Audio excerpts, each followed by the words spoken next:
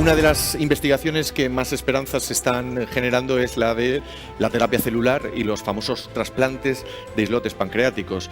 Está con nosotros uno de los investigadores del Ciberdent en Barcelona, Joan Marc Servicha, al que le pido que por favor suba para contarnos algo más sobre este tipo de investigación. Joan Marc, bienvenido. Adelante, por favor. Como decía, en la solución definitiva de la diabetes hay diferentes líneas de investigación en marcha y una de esas tiene que ver con la terapia celular, ¿no? El famoso trasplante de islotes pancreáticos. Vamos a aterrizar un poco. ¿Qué es un islote pancreático y qué es un trasplante de islotes pancreáticos? Bueno, creo que se oye, ¿no? Sí, sí, perfectamente. Luego tenemos unas imágenes donde voy a explicar más la estructura de un islote, pero básicamente la terapia celular, ¿en qué consiste? Pues si lo que perdemos son las células beta del páncreas que producen la insulina, pues vamos a intentar poner de nuevas que puedan reemplazarlas. Siempre hay que recordar que el islote pancreático, de hecho tenemos centenares de miles, 1 millón, por lo tanto es un órgano muy distinto a los otros, porque tenemos un hígado, ¿no? Tenemos un estómago, pero la evolución, la naturaleza, ha querido tener muchos mini órganos que se llaman islotes pancreáticos. ¿El trasplante en qué consiste? Pues en tomar un páncreas, sacar estos islotes del páncreas. Importante recordar que representan solo el 2% del páncreas, que a veces hablamos del páncreas como el órgano de la diabetes, pero es solo el 2% es endocrino. Y luego trasplantarlo en la persona con diabetes tipo 1. También hay trasplante de islotes, por ejemplo, y de hecho fueron casi los primeros que se hicieron en casos de pancreatitis crónica. Es decir, antes de extirpar el páncreas a una persona que ya se le tiene que eliminar por las consecuencias negativas que tiene dejarlo en el organismo, pues lo que ya se hace antes para evitar la diabetes que le podría venir después es precisamente sacarle estos islotes para autotransplantarlos. Y de hecho estos fueron los primeros. Problema del trasplante de islotes, necesitas tener páncreas. Normalmente de personas que han fallecido. Esto es una limitación. Por eso siempre ahora la terapia celular lo que intenta es buscar fuentes de más abundancia. Y en esto tenemos... Estamos viendo algunas imágenes de los islotes. Sí, lo hablamos ahora. Sí. Vale. Bueno, básicamente, si os fijáis con la imagen de abajo, es una granada, ¿no? Es la fruta. Y yo siempre lo pongo de ejemplo como lo que es un islote pancreático, ¿no? Porque es una fruta con muchos granos dentro. Y lo que es fácil de una granada es desgranarla, ¿cierto? Esto no tiene complicación. Bueno, a veces sí, ¿no? Pero con la cucharita, pero tú lo tienes. Pero ahora vamos a la inversa, ¿vale? Si nunca queremos hacer una granada de nuevo, esto implica que quizás sabremos hacer células beta en el laboratorio, pero luego hay que saber ponerlas de la forma en que una granada las tiene puestas. Y esto es muy complicado porque la estructura del islote lo podemos definir que es un mini órgano, es decir, tiene células especializadas, las endocrinas, la célula beta que hace insulina, la célula alfa que hace glucagón, tiene vasos sanguíneos, cada islote por sí solo, tiene nervios, cada uno de ellos por sí solo. Y por lo tanto, lo que costará mucho es, aunque sepamos hacer células beta, habrá que ponerlas de una forma adecuada para imitar a un islote pancreático. Por lo tanto, por eso el trasplante de islotes sigue teniendo su importancia, porque nunca, yo me atrevo a decir que nunca lo que conseguiremos es imitar lo que la naturaleza ha tardado millones de años en hacer, un islote pancreático. ¿Me permites una curiosidad? Sí. Mira, las distintas especies tenemos niveles de glucosa basales distintos. Los humanos nos movemos en el 80-100, el ratón está a 140, es su glucosa basal, y el macaco está a 60. ¿Sabes cuál es el órgano que define el termostato de la glicemia? Es el islote pancreático. Es decir, ¿y esto de qué depende? De su estructura.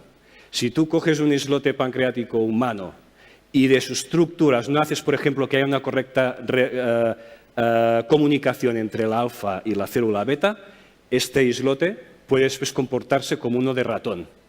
Por lo tanto, hay que entender muy bien cómo funciona un islote, porque cuando los queramos hacer artificialmente, sepamos hacer lo que la naturaleza ha sabido hacer. Y entiendo que eso es cuestión de tiempo. Bueno, ¿Cuánto tiempo se lleva investigando esta terapia celular? A ver, en islote pancreático yo diría que son unos 30 años. Pero piensa que aquí utilizamos lo que la naturaleza ya nos da.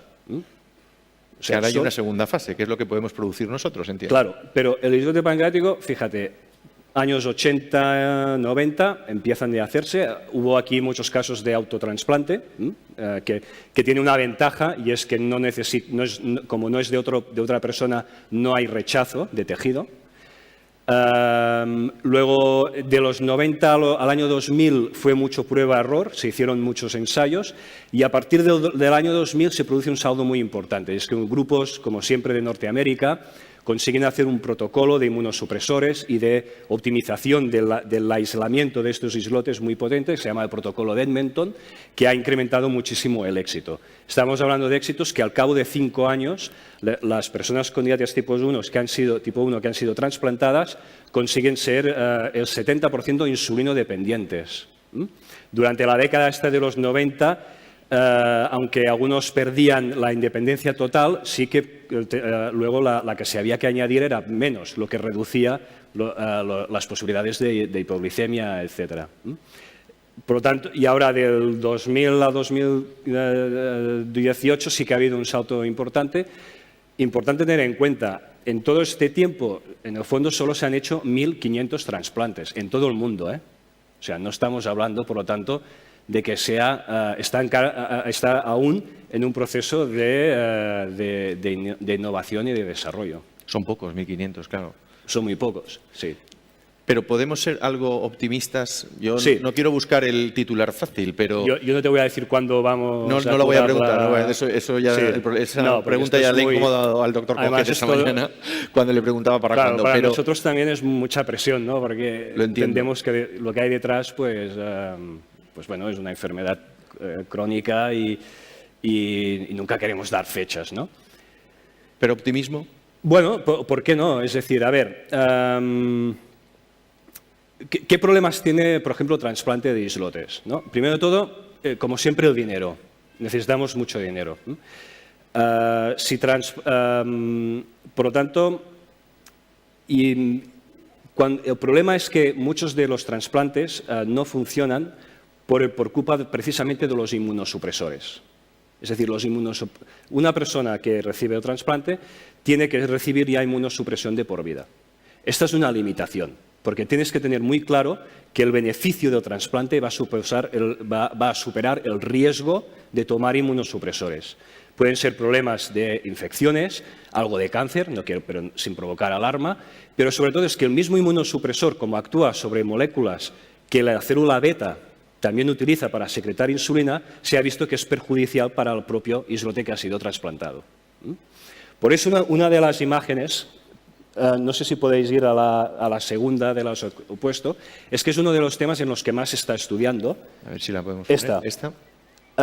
Precisamente, bueno, se ha ido ahora, pero sería, vale, esto sería lo que podría provocar un avance muy importante en el trasplante, que es el momento en que podamos evitar el uso de inmunosupresores. Por eso lo que se hacen son islotes encapsulados. Tiene un problema, que no dejan de ser islotes burbuja, porque estos islotes, claro, reciben menos oxígeno, menos nutrientes, por tanto, se está investigando mucho en esto, en los materiales para encapsular los islotes que evitarían el ataque y, por lo tanto, el uso de inmunosupresores. En el momento en que se consiga hacer trasplantes sin necesidad de inmunosupresores, esto va a tener un boom. Y otro, como siempre, Estados Unidos. La FDA aún no ha aprobado el trasplante de islotes como una terapia suya aprobada. Pero, buenas noticias, el clinical trial necesario para ello está ya finalizando. Todo parece ser que la FDA lo podría aprobar. En el momento en que la FDA lo apruebe, la americana, ¿no? la Agencia del Medicamento americana, en este momento quería decir que el Medicare, es decir, la Seguridad Social americana, ya podrá pagar trasplante. Y esto se intuye que en este momento también podrá haber un boom en el trasplante. Mucha más información, eso generará mucha más información, ¿no? Pero siempre importante, todo lo que aprendemos ahora a hacer con islotes ya hechos, lo necesitamos para cuando hagamos células beta artificiales y tengamos que luego trasplantar estos islotes artificiales que haremos en el laboratorio.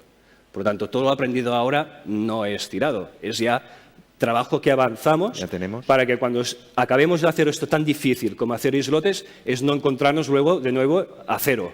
sino que ya hagamos hecho mucho recorrido con los islotes que la naturaleza ya nos ha aportado. Me vas a permitir, Joan Marc, que traslademos un poco el debate al aforo, porque la voz de la audiencia, a la que antes se me ha olvidado darle paso, discúlpame, Sonia, me gustaría que te hiciera alguna pregunta. Sí, hombre. ¿Vale? Sonia, buenas tardes de nuevo. Hola, buenas tardes. Yo creo que hay una obligada y es, hoy nos estáis poniendo al día de todos los avances, pero luego buscamos por internet y encontramos muchas cosas que, como decía Jesús, se va a curar la diabetes en 2 años, 3 años. Yo hace 30 años que oigo que en 5 años se va a curar la diabetes. ¿Existe alguna fuente donde podamos consultar de aquí al siguiente Diabetes Experience Day cómo van estos avances para no caer en información falsa? Bueno, claro, siempre las fuentes oficiales, ¿no? las que tienen un sistema de revisión, pues siempre van a ser las más, yo creo que las más fiables. De alguna forma, por eso también existe la Sociedad Española de Diabetes, que tiene sus homólogos en todos los países, ¿no? Existen también, por ejemplo, vosotros ya sabéis, que es de lo que hoy vengo representando, que es el Ciberdem, ¿no? Que es un centro del Ministerio del Instituto de Salud Carlos III, donde estamos muchos grupos de diabetes agrupados, haciendo investigación en diabetes. Y ahí siempre se están actualizando todos los nuevos avances que los laboratorios que estamos en el Estado español trabajando, pues que estamos en todos los avances. Yo creo que las fuentes oficiales siempre están ahí. Y obviamente todos los artículos de investigación, el problema es que son en inglés, a veces son muy complicados, pero muchas veces estos organismos, y lo estoy trasladando a nuestros medios locales, muchas veces los cogen y los adecúan para que todo el mundo pueda llegarlos a entender. También hay fuentes oficiales en Norteamérica, ¿no? Incluso lo que se ha hablado antes de la JRF. Todos estos organismos y sociedades, ellos siempre filtran muy bien toda la información que está realmente contrastada. Piensa que cuando nosotros publicamos un artículo, siempre tenemos a mucha gente que nos está revisando lo que enviamos a publicar. Compañeros nuestros que trabajan en nuestro campo. Por lo tanto, estas siempre serían las mejores fuentes para estar al día. Es que quizás se debe crear una fuente oficial para el paciente para poder entender lo que contáis en estos foros, que me parece... Bueno, pues yo creo que todas estas ideas pueden ser muy buenas. Por eso es que creo que existe el Ciberdem, la Sociedad Española de Diabetes, ¿no? Y tanto. Y ahora otra pregunta. Y la Catalana de Diabetes. Otra pregunta, y no sé si no la debes tener tú, pero que estamos todos los pacientes muy movilizados para encontrar financiación para los sensores, para las bombas, para la terapia, que quizás deberíamos empezar a pensar, a buscar o a movilizarnos para encontrar dinero para que podáis continuar trabajando y avanzando para curarnos a todos, ¿no? Sí, porque es que Jesús ha dicho algo muy importante, ¿eh? La ciencia no es solo lo que descubre hoy, quizás es algo que va a servir para dentro de 20 años. Si tú paras ahora, luego dentro de 20 años no vas a tener nada nuevo tampoco. O 10 años, ¿sabes? Es decir, claro, la biología, entender la biología, imitar la biología, siempre va a ser muy complicado, pero hay que hacerlo. Y además siempre es necesario para tener una masa de investigadores que conozcamos el tema de la diabetes. Si tú cortas una generación de investigadores, como está pasando estos últimos años, luego va a costar mucho poder volver, ¿no?, a ponernos en marcha en este campo. Por lo tanto, cualquier iniciativa por parte vuestra, tanto de presión a los gobiernos, que esto a veces no solo es dar dinero, sino que es vuestra presión. Hay un problema con la ciencia. Si nosotros un día no trabajamos, todos vosotros vais a ir al trabajo y vais a seguir haciendo vuestra vida normal, ¿no? Nosotros no llevamos locomotoras de trenes, ni podemos parar las autopistas. Y este es el problema, que a veces la investigación no es algo que el político pueda ir a cortar una cinta, que es lo más vistoso. Esto no se ve, pero yo creo que lo que veo siempre es que la gente, vosotros siempre valoráis mucho lo que hacemos los investigadores. Por lo tanto, aprovechar esto para presionar al Gobierno, aparte de todas las buenas iniciativas que ya hacéis para financiarnos, que siempre son muy bienvenidas y que siempre nos van muy bien, porque siempre hay aquel proyecto que quieres hacer y que no puedes acabar porque te faltan unos miles de euros. Por lo tanto, siempre todo es muy bienvenido. Bueno, quizás la siguiente ¿Sí? grupo te va a dar alguna pista, ¿no? Eso justo es lo que iba a decir. Muchas gracias, Muy bien, Sonia. pues no lo hemos preparado. No lo hemos preparado, pero ha quedado de maravilla. Es que estamos todos conectados aquí esta Muy tarde. bien. Joan Marc, muchísimas gracias, de acuerdo. verdad. Un fuerte aplauso para ti y nos vemos pronto. Gracias por explicarnos también la ciencia.